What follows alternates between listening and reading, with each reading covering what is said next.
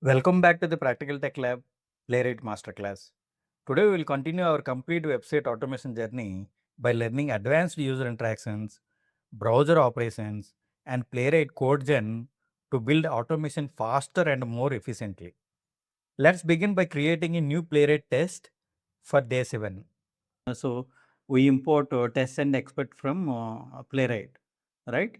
And we create a test file here.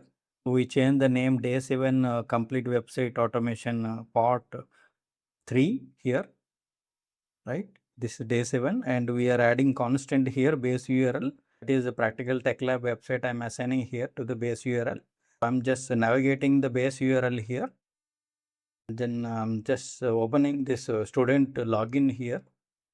Here I'm using hover instead of clicking through mouse actions. Yeah. And then I'm using get by text for the start learning. I'm using here double click.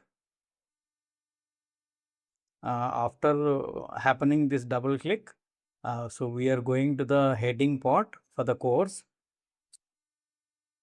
I'm using the get by role heading and we'll see whether it is visible or not. And we are checking the